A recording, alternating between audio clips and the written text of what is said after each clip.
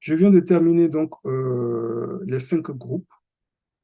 Avant de rentrer dans la phase questionnement, je vais faire une pause sur le triangle d'or pour vous partager un peu les difficultés d'un chef de projet. Ça va être vu comme une conclusion à ma présentation. Alors, vous l'avez compris, le chef de projet, c'est celui qui est constamment en train de gérer le temps, le planning, les échéances et tout ça. C'est le même qui a les yeux constants sur le coût, le budget. Voilà, à ça, il ne faut pas qu'on va dépasser le budget prévu à ça, hein.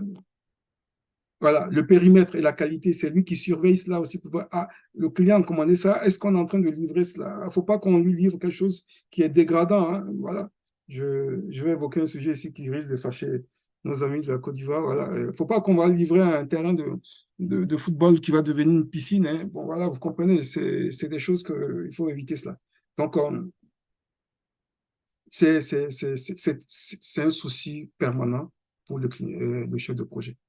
Donc, ce triangle dont on parle, c'est le chef de projet obligé d'être équilibriste. Il est tout le temps en train de jouer là-dessus.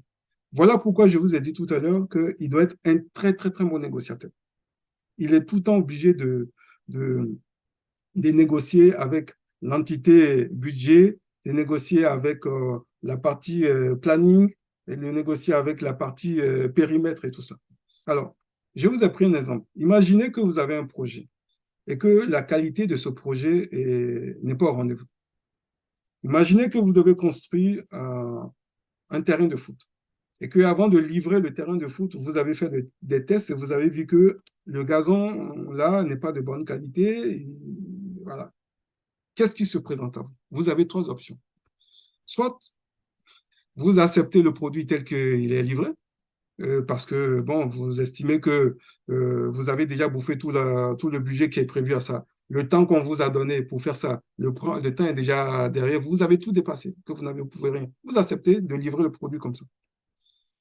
Alors, si vous faites ça, très bien, on va dire que vous avez respecté le temps, vous avez respecté le budget, mais malheureusement, vous allez faire un client insatisfait parce que la qualité ne soit pas là. Demain, peut-être le jour où vous avez livré le terrain, tout va bien. Il n'a pas plu ce jour-là. Et un jour, il va pleuvoir, le terrain va prendre de l'eau. On va dire que vous avez livré n'importe quoi. Voilà, ça, c'est une solution. Vous acceptez de livrer comme ça alors que vous êtes au courant que le produit n'est pas performant et en dessous de la qualité requise. Voilà. Ça, c'est le choix parfois que le chef de projet doit faire. Alors, il y a un autre choix qui se présente à lui, qui est de demander davantage des moyens à son équipe pour résoudre le problème.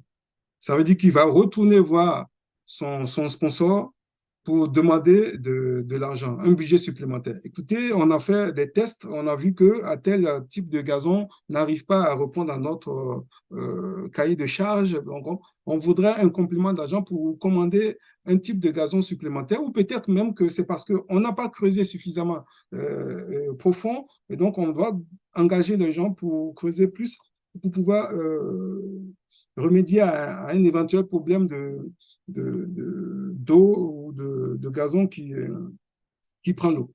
Donc là, voilà, soit le sponsor vous donne les moyens supplémentaires qu'il faut et puis vous allez pouvoir corriger ce qui ne va pas. Mais vous voyez, là, vous aurez déséquilibré un peu votre projet. Vous allez devoir rajouter un peu de l'argent pour atteindre l'objectif de votre projet. On va dire que ah, le chef de projet, il est certes livré un bon travail, mais ça nous a coûté plus cher que ce qu'on avait prévu. Donc, il y a un équilibre à avoir. Ou il y a une troisième option qui est de dire, bon, écoutez, je demande à ce que vous m'accordez plus de temps.